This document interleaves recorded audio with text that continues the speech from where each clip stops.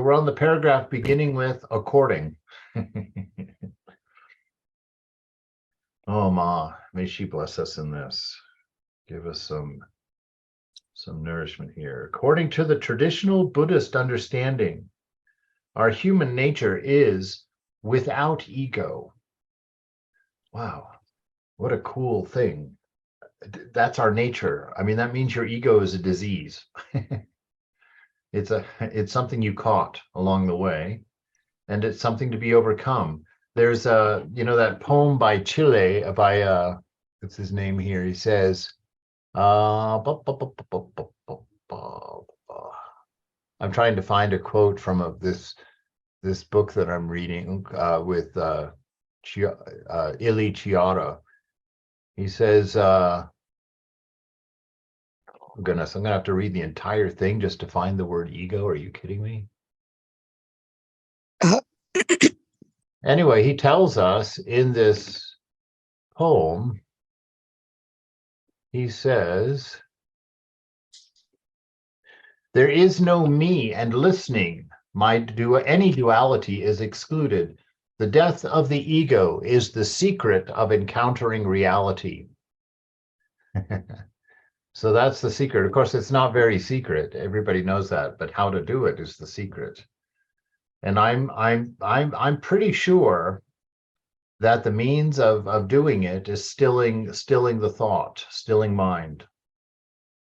I think that's where ego is developed and where it lives and where it stores all of its ideas of self that it propagates through a noisy mind. That's how the ego propagates itself, is keeping the mind noisy, keeping thoughts about itself going, keeping ideas about itself, projecting itself into the future to maintain itself.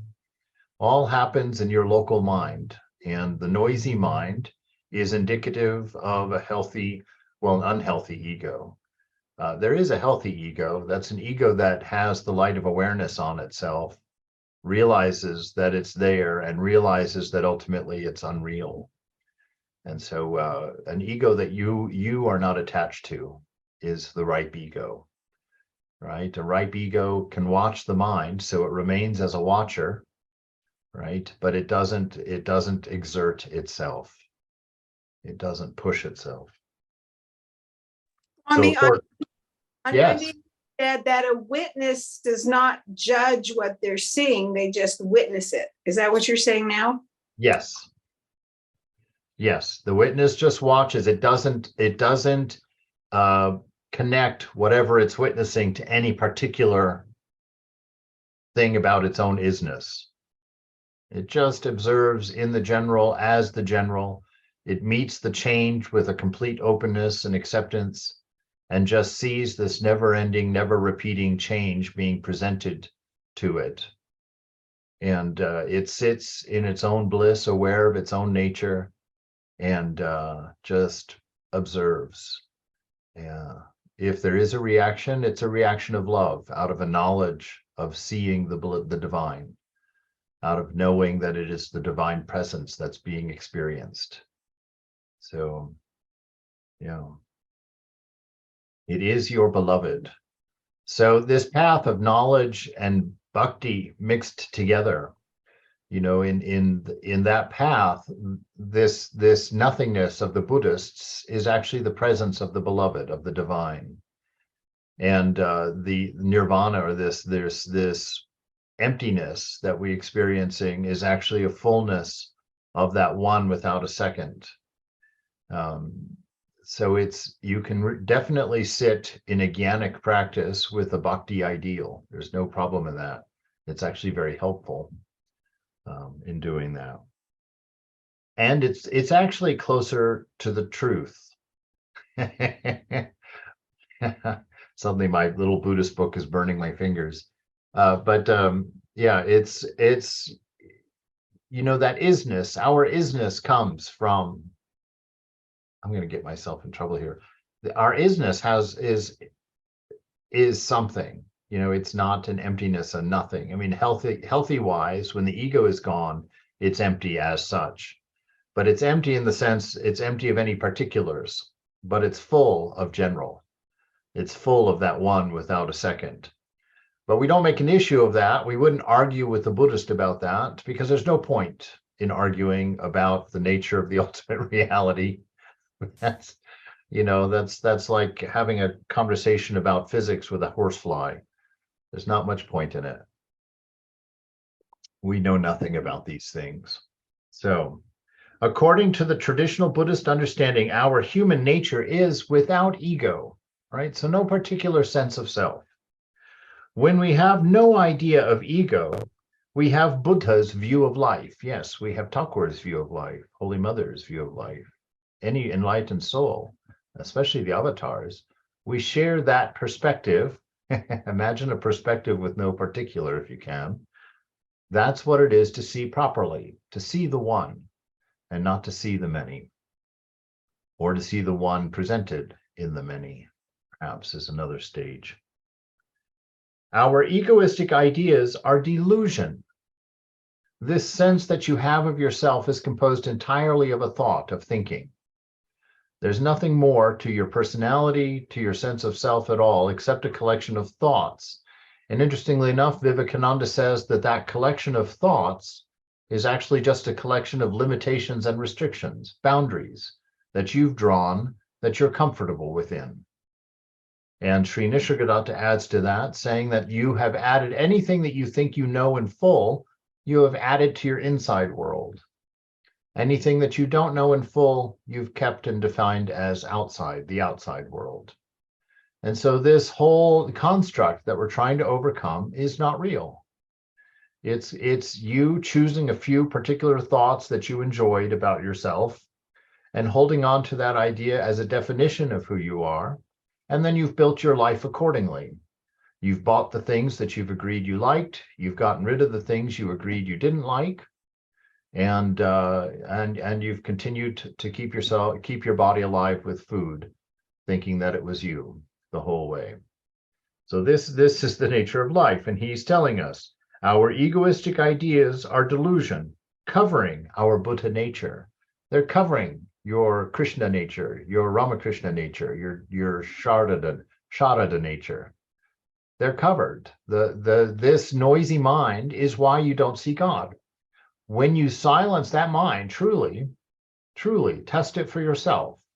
Silence the mind to the best of your ability. It doesn't have to be more than 1/8 of a second. Silence yourself and test. Can you sense that gentle but full bliss, which is your nature? It will come to the surface. It will come into your awareness when you get the noise of the mind quieted. So this is why they talk about that he is our only refuge. This internal world, which is the entire world, this internal world and more, this internal world is your only necessary, your only reliable and certainly your only necessary source of bliss, of contentment, of a fulfilled life.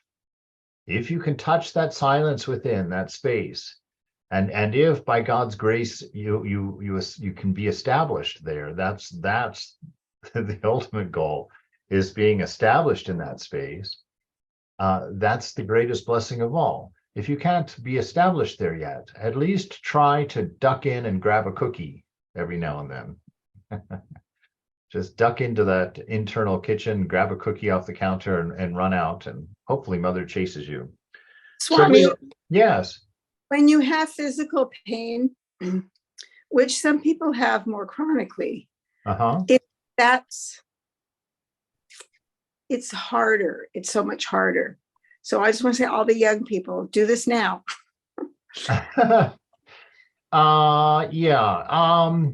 Okay. Where do we go with that? Because I'm going to argue with you a little bit. It is seemingly harder. It's not harder because that pain is the same as any sensation that we have. Our mind pays more attention to it, but that pain can also fall out of awareness. You can also forget about its presence. It is possible. We see that Swami Turiyananda when he went to the dentist, or Trigunatita when he went to the dentist, and had his teeth worked on without any pain medications.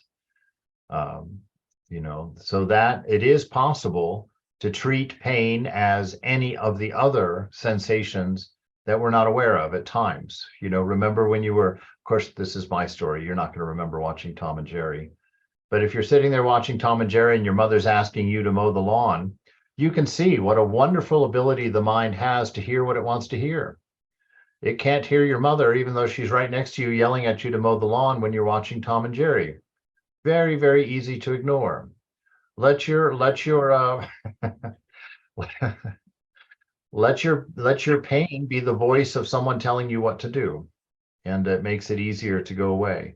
I'm also reminded of that woman in Michigan that I met, who said that she used her pain as a mantra because she was in chronic pain and didn't want to live on pain meds. She said that she used her pain like a mantra. Every time she became aware of her pain, she thought of God. She thought of the beloved. So yes, it is an added challenge or an added difference, but it's not really that much of a difference. And as much of a challenge it is up to you. That's why Thakur says pain is inevitable, but suffering is optional. So it's really up to you about how important that pain is to you. The more important it is, the more attached you are to non-pain, the more difficult it is to get rid of the idea of pain. But these are all, in solidarity with you, I will admit these things are difficult from a certain perspective and place in life that most of us are sharing. So yes, it's difficult from that way. I don't accept calling it difficult, because what you think you become. If you title it difficult, then for you it will indeed be difficult. And so you have to resist drawing conclusions about things, because that's how we get karma. That's how we tell our story. That forms ego. It gives the self a particular to hold on to. And when we do that, then yes, we make our path difficult.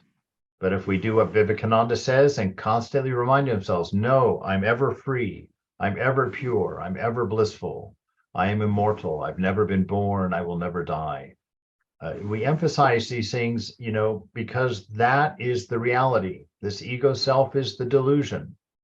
It is the difficult part of life, is maintaining an ego. Think about how much you've had to work in your life to maintain your ego and your body. That's the difficult part. And we've been deluded into thinking that that's the easy part, and that spiritual realization is the hard part.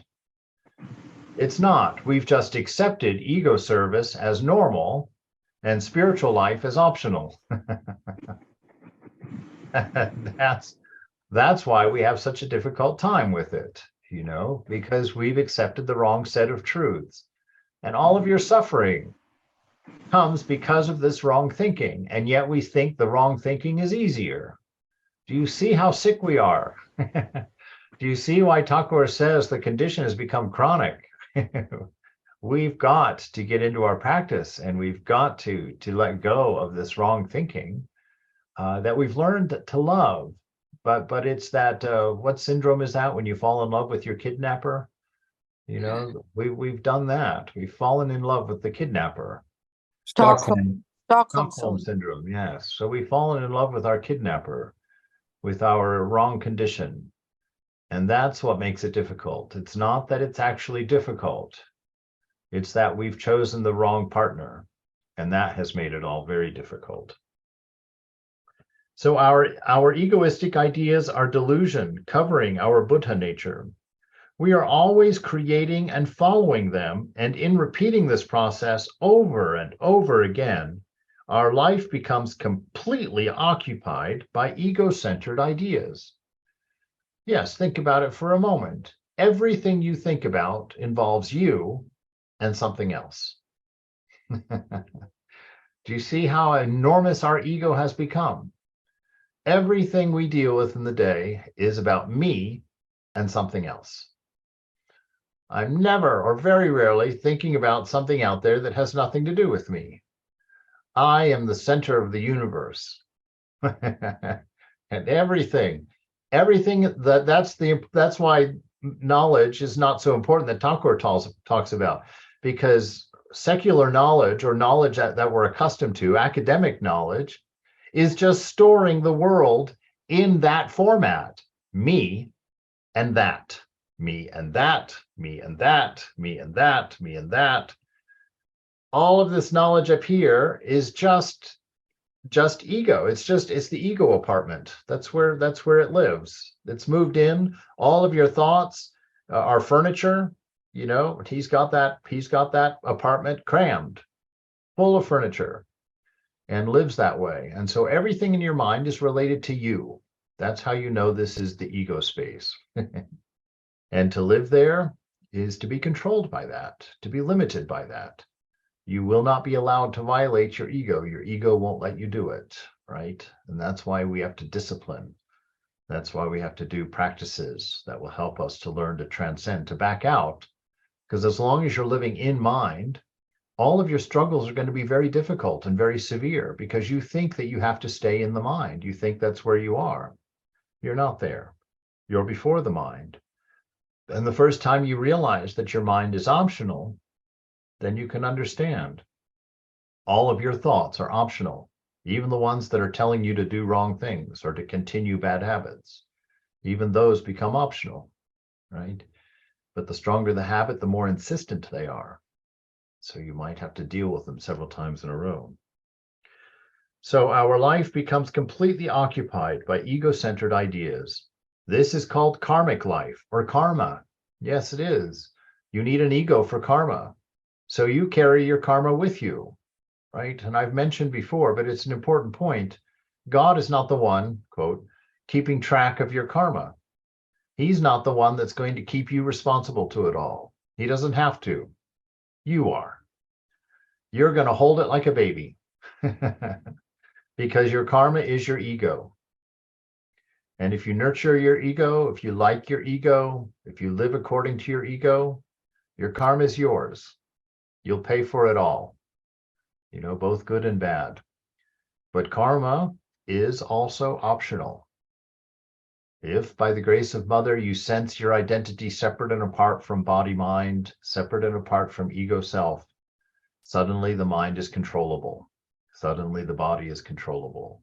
Suddenly there's only one person inhabiting you. And what it wants, it does. It no longer has to take into consideration anything else. That's divine light. That's big mind living. The Buddhist life, the spiritual life, should not be karmic life. We shouldn't be comfortable just living, paying off karma and creating new karma. We shouldn't be engaged in that. I'm going to admit to you a terrible something. I'm playing a game on the computer, not at the moment, but called what's it called? Oh, Merges Kingdom or something like that. And all it is just anytime there's three of something, you pull them together and they become a new thing. And you constantly have the sense of progressing.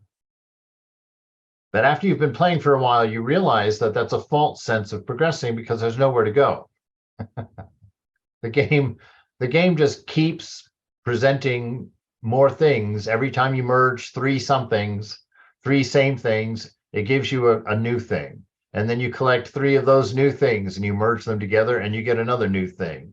And you can imagine it just keeps taking you longer and longer to get three things together to merge.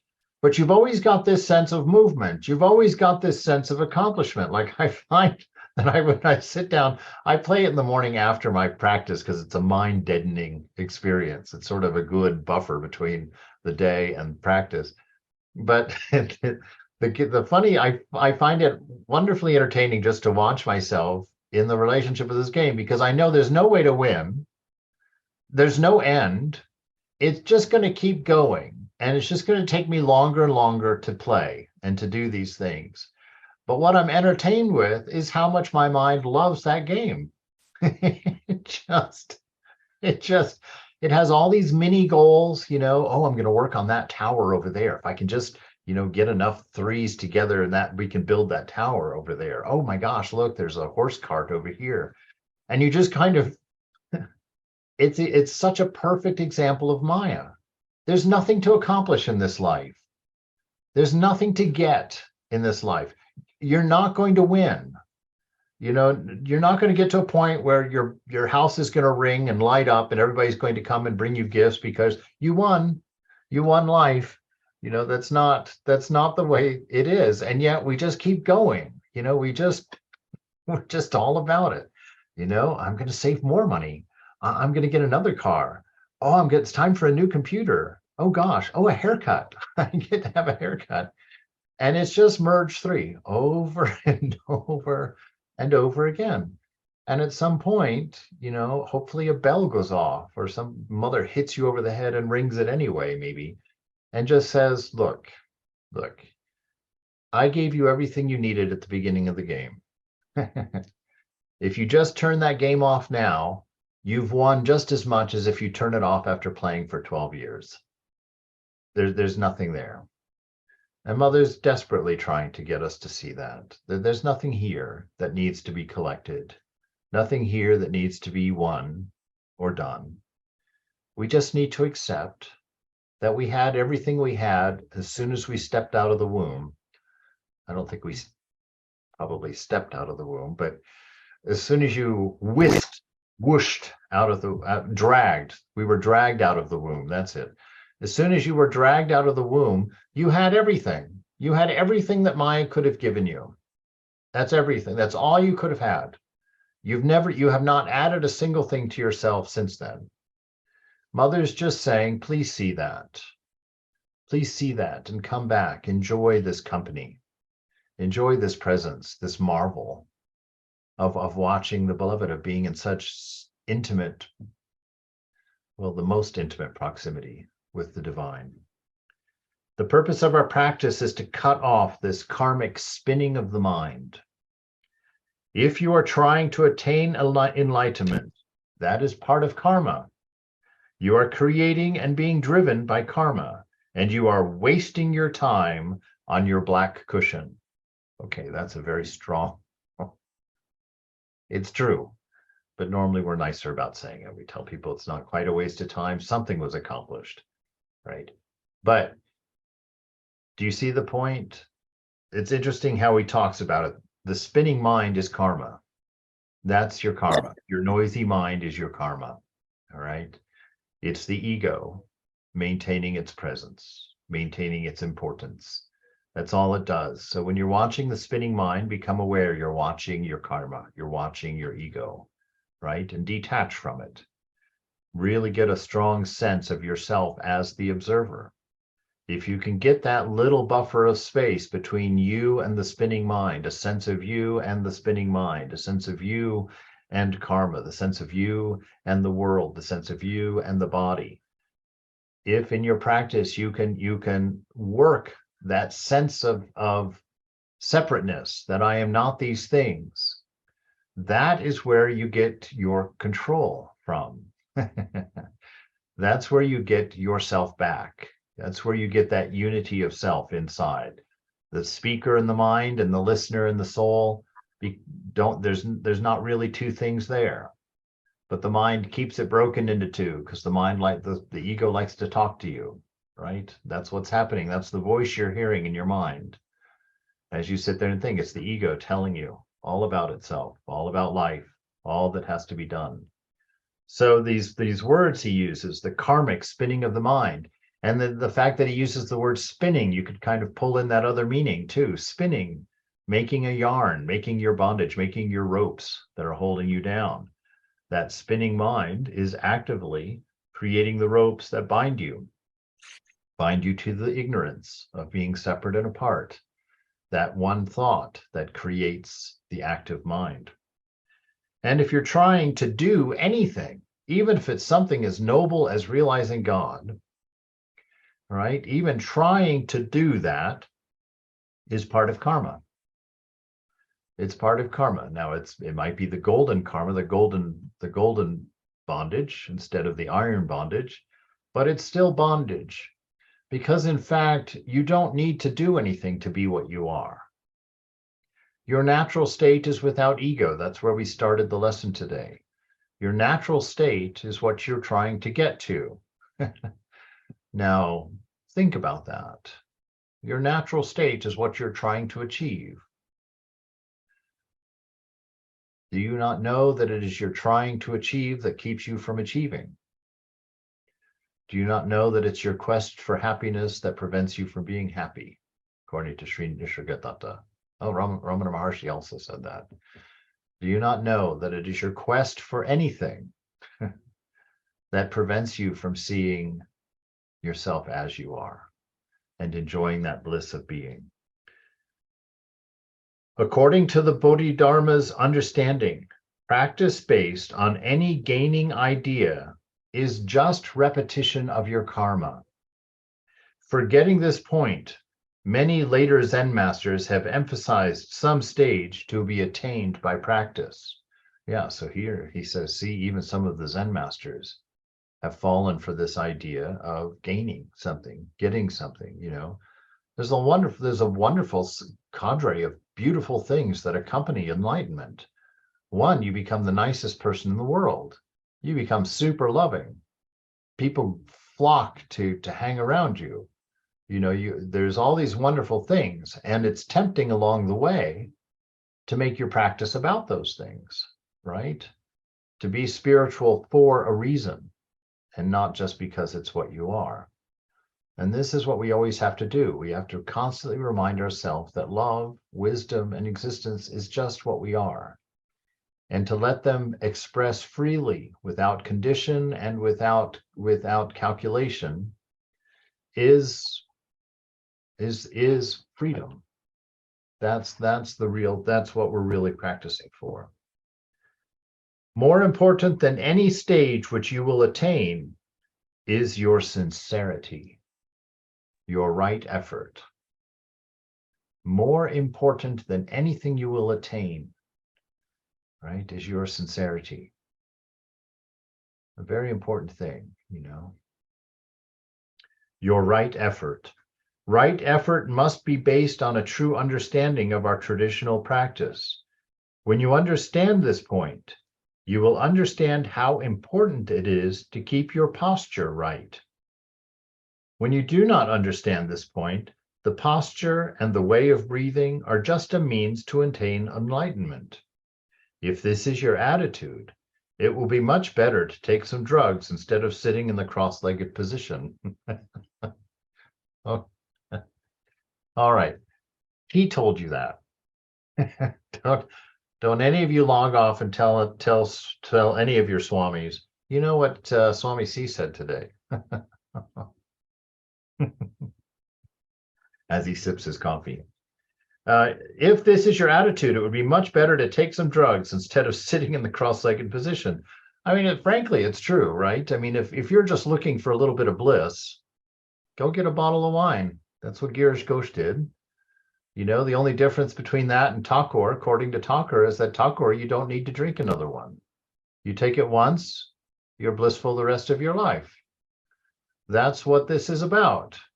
You know, although it's not even bliss that's acquired. The bliss is yours. You're just being trained how to hear it, how to not be distracted from it, right? That's where we're going. So, if our practice is only a means to attain enlightenment, there is actually no way to attain it. Why would that be true? Because that which is trying is not that which is going to be enlightened.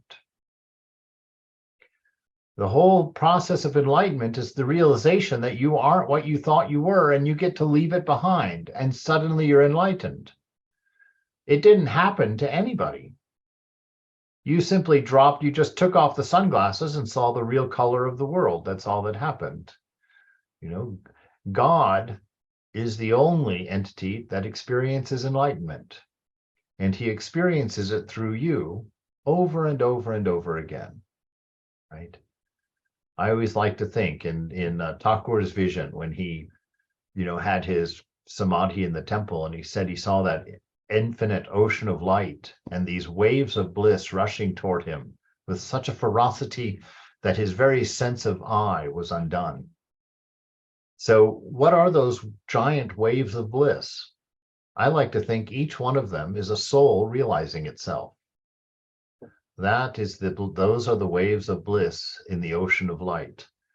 God realizing himself through a body over and over and over and over again. Just this huge wave of bliss.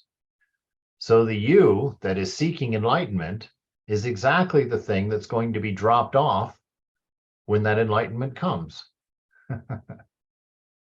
So if you remain identified with that thing and you become that which is trying to be enlightened, you're going to miss the bus. You're going to be facing the wrong direction when it pulls up at the stop. You know, you might turn around just in time to see it drive off and realize your mistake. We lose the meaning of the way to the goal. But when we believe in our way firmly, we have already attained enlightenment. Right? Already attained enlightenment. When you believe in your way, enlightenment is there. But when you cannot believe in the meaning of the practice which you are doing in this moment, you cannot do anything. You are just wandering around the goal with your monkey mind. You are always looking for something without knowing what you are doing. If you want to see something, you should open your eyes. When you do not understand Bodhidharma's Zen, you are trying to look at something with your eyes closed. We do not slight the idea of attaining enlightenment, but the most important thing is this moment, not someday in the future. Wonderful that he states that. You know, Eckhart Tolle also has a nice chapter on that. If what you're doing in your practice is for the attainment of some fine day in the future, then no, it will never arrive, because the future is a mental construct. It has no reality. Anything that you plan in the future does not exist outside of your ego. Right? So your practice is not about enlightenment. It's about being enlightened. It's about this moment, seen as it is your enlightenment. It's not an attainment.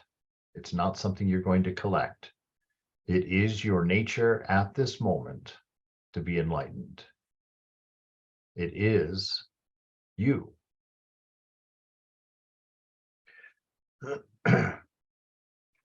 We have to make our effort in this moment. This is the most important thing for our practice. Be present, right? That's how many different ways do we hear this and not hear this? Be present. God is everywhere present and always perfect. You know? This moment is eternal. It never ends, never begins. We know this. You will never have anything but this moment. You've never been outside of this moment. There is only this moment, and this moment is God. This moment is the divine. Your practice is just soaking in that knowledge. That's what you practice. Practice is actually a bubble bath. A bubble bath in the divine. You sit there surrounded by love, surrounded by mercy, by infinity, by enlightenment, and you just assume your readiness for it. You just assume your purity because of grace. You just assume the gift because of humility, because you give up anything in your mind that opposes or distracts. This is the most important thing for our practice. Before Bodhidharma, the study of Buddha's teaching resulted in a deep and lofty philosophy of Buddhism, and people tried to attain its high goals, its high ideals. This is a mistake. Bodhidharma discovered that it was a mistake to create some lofty or deep idea and then try to attain it by the practice of Zazen. If that is our Zazen, if that is our practice, it is nothing different from our usual activity. That's exactly right. If your practice is about attainment, you might as well go to work and get paid for it. You know, you might as well go to work and get paid for it, because nothing else is happening, right? Our enlightenment, our practice is about being enlightened, not attaining enlightenment. It's sitting in the full presence of God, even though the ego may do everything possible to block it. We assume it's reality, and what we think we become. So it's a practice of being. If that is our zazen, it is nothing different from our usual activity or monkey mind. It looks like a very good, a very lofty and holy activity, but actually there is no difference between it and monkey mind. That is the point that Bodhidharma emphasized. Yes. Wonderful. Wonderful. All right. Anybody have any questions or concerns they want to interject? We're at a Great paragraph. class, Swami. Great class. Thank you. Oh, surely. Jai Ma. Before Buddha attained enlightenment, he made all possible efforts for us. Yes, Buddha made all the efforts for us. Ramakrishna made all the efforts for us. Jesus made all the efforts for us. Rama made all the efforts for us. Krishna made all the efforts for Ramakrishna, Holy Mother. You know, we've been told this, we being humanity, the imagined humanity, have been told this every time God pops his head out of the sky for a moment. Every opportunity, he's saying, hey, I've got you covered. Just take the gift. That's all, just take it. And he can't convince us to take it. Can't convince us to let go of the imaginary things we love so deeply. All the things that we're going to lose and feel horrible about as we lay there watching them dim out on our deathbed when the body goes. And then when the body's gone, well, then there might be a little bit of a blissful alarm clock at that point. Oh my God, I'm still here. Thakur said, I loved it, he was talking about his enlightenment. Somebody asked him, what is it like to be enlightened? What do you feel in samadhi? And he says, I feel like a fish that's been emptied out of a little tiny bowl into the river Ganga, just that sudden, enormous expansion of isness, that enormous lack of boundary in yourself. To be one without a second means you're everywhere present. It means you're everywhere present and always perfect. What a bliss to be. Oh boy. Before Buddha attained enlightenment, he made all possible effort for us. Run that through your head a few times. What an amazing statement. He did all possible efforts for us, right? And the odd thing is, just like we said, every one of our chosen ideals has said the exact same thing. Jesus, I have done everything for you. Thakur, I've done everything for you. Just do 1/16 of it in response. Holy Mother, I've taken care of everything for you, my child. How many times do we have to be told? And how hard do we still resist? Be free, sit in your practice and enjoy your freedom. Don't try and get your freedom, you have it. Sit and enjoy God. You don't have to get him. He's everywhere present. She's everywhere present. Enjoy God. Enjoy your perfection. Enjoy your purity, right? And you're like, oh, but I'm not pure. I was such a horrible. That's not the point. Your purity is not what you do and don't do. That's like smells in the air. They're not part of the air. Your activities are not part of you. They're not part of you. And grace is just giving to you what you have always had, which is your purity, which is your enlightenment. Accept it. Assume it's true. And sit in that room, in that wherever you're sitting, with that assumption that this is true. It's done. I have nothing to do. And then shut up the mind and accept it. Let the bliss in. Let the light in, let the love in, and then it will clamor to get out to everybody. Before Buddha attained enlightenment, he made all possible efforts for us, and at last he attained a thorough understanding of the various ways. You may think Buddha attained some stage where he was free from karmic life, but it is not so. Many stories were told by Buddha about his experiences after he attained enlightenment. He was not at all different from us. When his country was at war with a powerful neighbor, he told his disciples of his own karma, of how he suffered when he saw that his country was going to be conquered by a neighboring king. If he had been someone who had attained an enlightenment in which there was no karma, there would have been no reason for him to suffer so. And even after he attained enlightenment, he continued the same effort we are making. But his view of life was not shaky. His view of life was stable. He watched everyone's life, including his own life. He watched himself, and he watched others with the same eyes that he watched stones or plants or anything else. He had a very scientific understanding.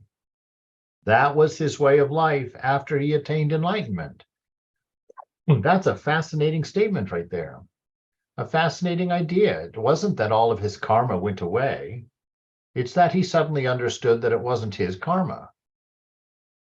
He could look into it anytime. That's what it means when Thakur says he could go up to the throne room and he could go out to the gardens freely, back and forth, because he knew that it all belonged to him. He was the king's son. He was the prince. It was all his. Freedom and bondage both were his to play with. So he could come down back into his karma, back into his throat cancer, back into his disciples, back into this Ramakrishna movement. He could come back down into all of that and see it. It didn't go away. He just suddenly knew it wasn't his. It was just there. That it is to be enlightenment, to be enlightened, to know you can pick up any of your problems you want, any of your impurities that you want, and go back to being your old self anytime you want. But it's a decision and a choice. You are free. You can take it on, you can take it off. Walk away, walk in. It's up to you. That is enlightenment. That's freedom. That's to walk in this world knowing it's a dream. You can wake up at any time. You can choose to exit at any time and come back in and pick up where you left off if you want to. All right. When we have the traditional spirit to follow the truth as it goes and practice our way without any egoistic idea, then we will attain enlightenment in its true sense. And when we understand this point, we will make our best effort in each moment. When we understand this point, we will make our best effort in each moment. It will become the most important thing in our life when we come to understand this truth. That is the true understanding of Buddhism, or of any ism for that matter, which is how I love how Vivekananda talked about all the isms. So our understanding of Buddhism is not just an intellectual understanding, right? So it's not just here. It's not all this junk up there. Our understanding is at the same time is its own expression. It is practice itself. You see, that's what Thakur was trying to tell M at the very beginning. Divine knowledge is spontaneously accessible in the moment. It does not need to be queried and brought. It is spontaneously accessible. And our true nature, when we're without ego, or when ego has become ripe, meaning that we don't have that unquestioned attachment to it, that life becomes a spontaneous expression of Satchitananda. There's no calculation. There's no noise in the mind. It's quiet. What happens in big mind is what you are, right? You become a flower. Flowers are just beautiful by nature. You're not going to catch a flower putting its makeup on in the morning. Not going to happen. The flower by nature is what it is. It spontaneously expresses its nature as a flower. You, as a human being, the most complicated flower of the divine, by your nature are beautiful. By your nature are kind. By your nature are compassionate. It's your nature to alleviate suffering. It's your nature to do everything that the scriptures command you to do that you find so difficult. It's your nature. You're a flower, for crying out loud. Stop trying to be a bulldozer, to change the world, to change everything around you all the time, to change the moment, to make it somehow more perfect. Quit being a bulldozer. Be the beautiful flower. Oh my goodness. Whew. Be the beautiful flower that you are. That's it. That's all you have to do. That's why these beautiful souls, they look at us with cross-eyed, like, it's not hard. It's not difficult, for crying out loud. It's just being what I created you as. Just be the flower that you are.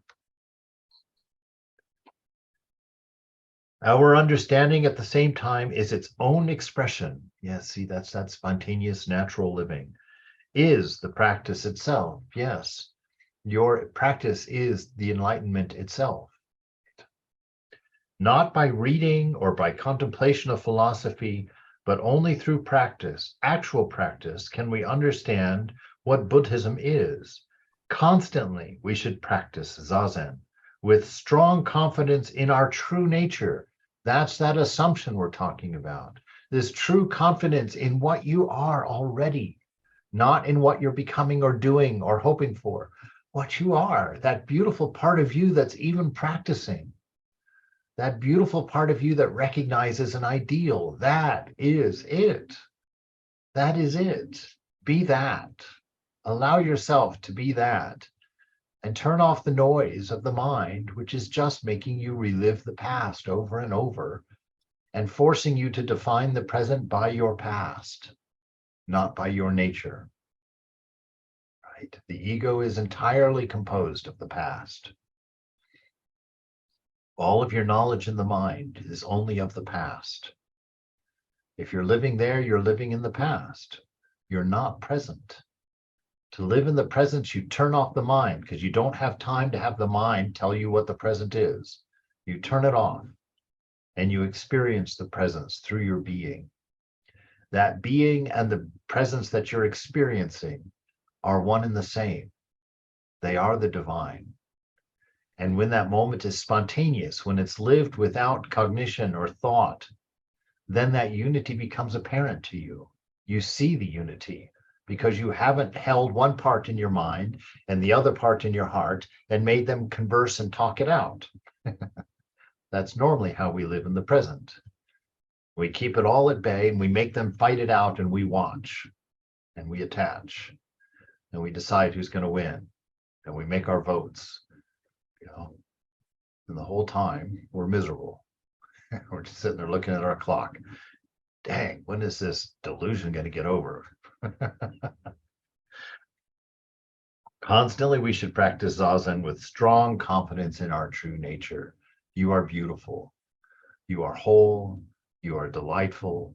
You are free. You are immortal. You are divine. You are a child of light, a child of the mother and the master.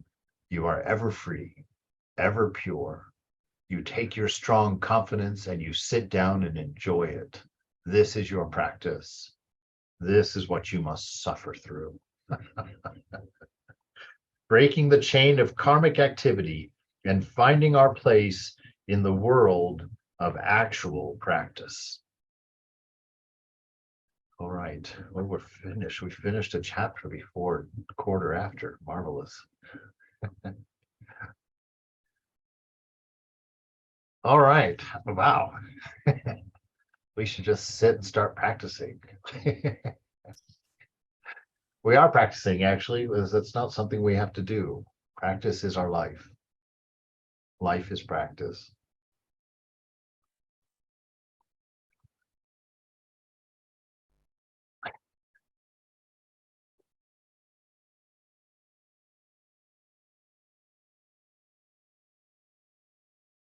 What a great chapter. My goodness, my goodness, my goodness. Oof. I remember watching a smile like the one I'm feeling right now. I remember sitting in that small kutir on the banks of the Ganges up near Lakshmanjula, past Lakshmanjula, actually in the woods. Swami Rudramananda. Oh, I have his picture. I'll show you his picture. Oh.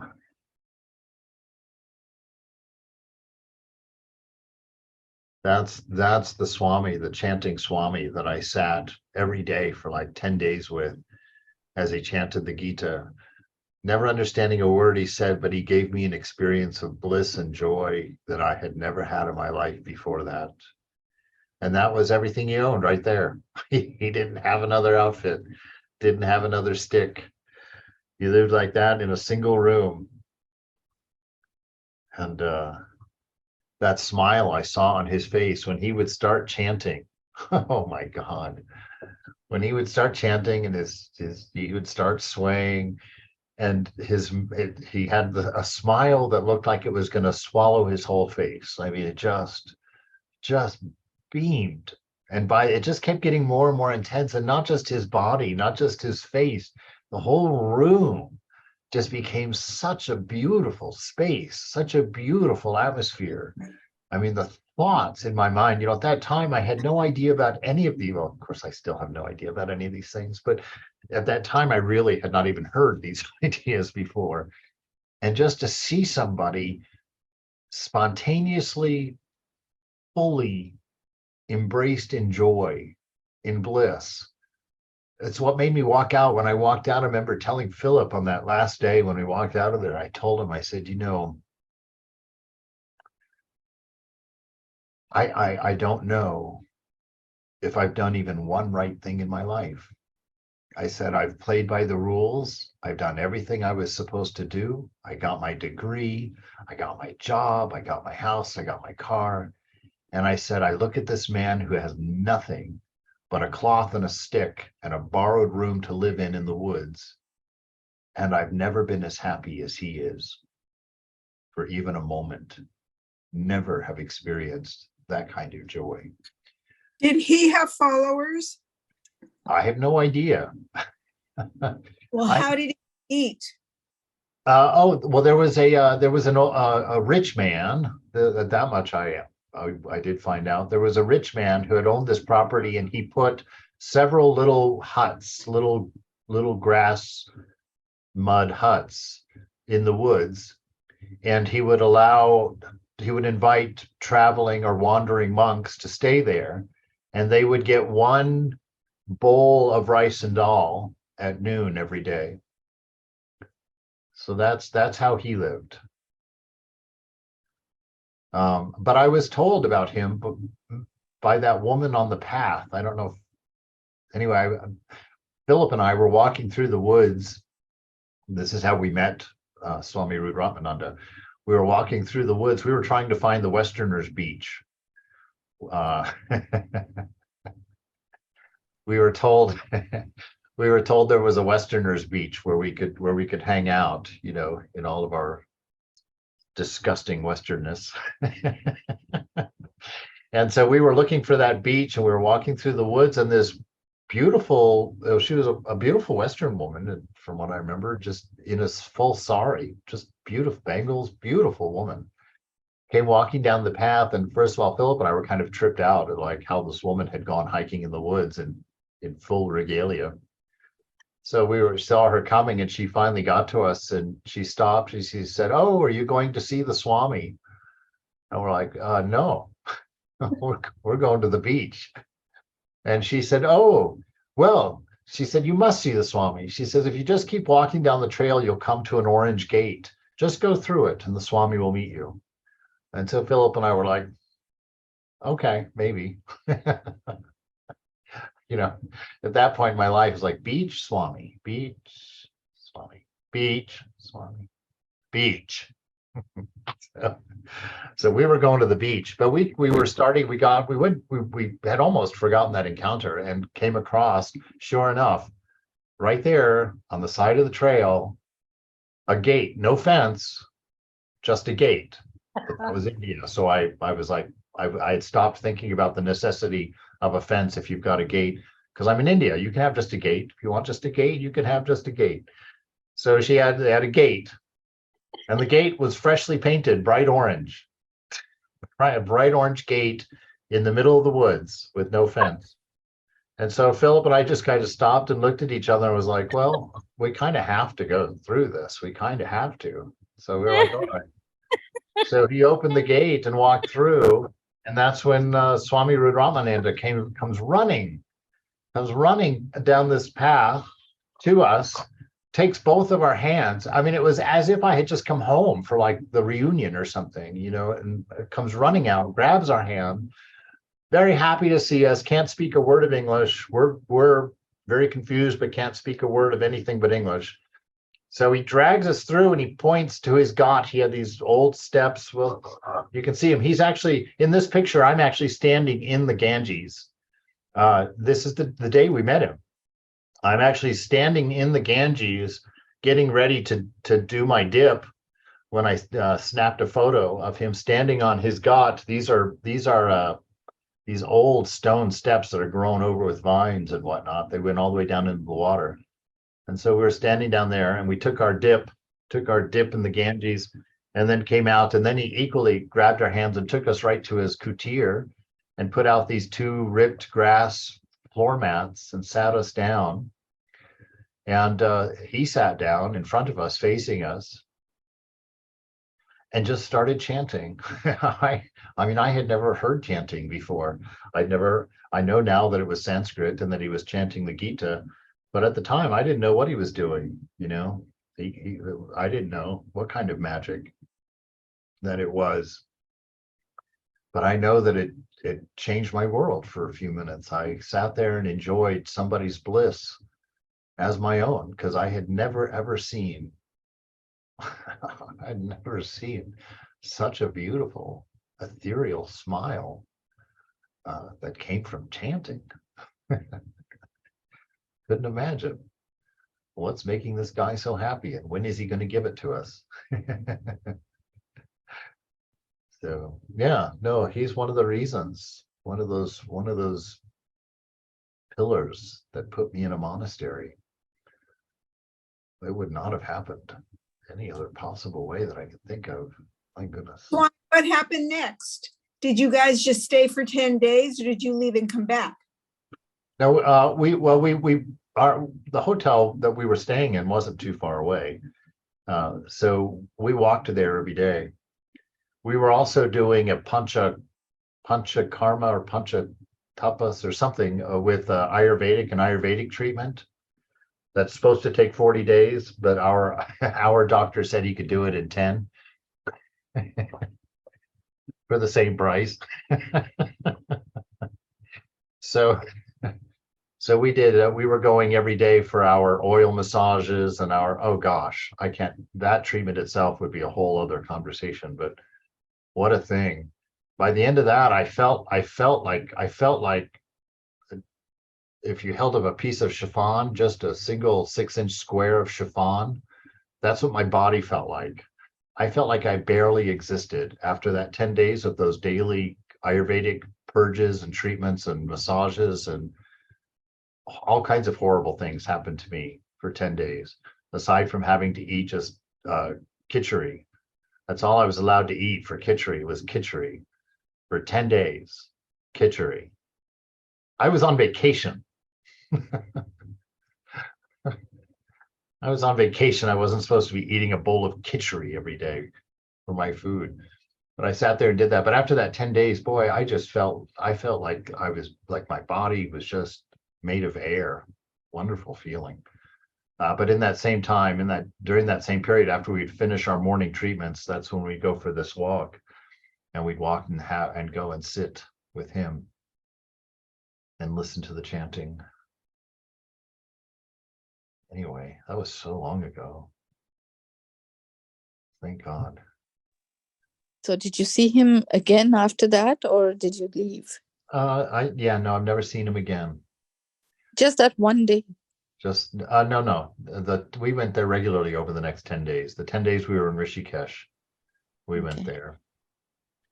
We went there into our Ayurvedic physician's room.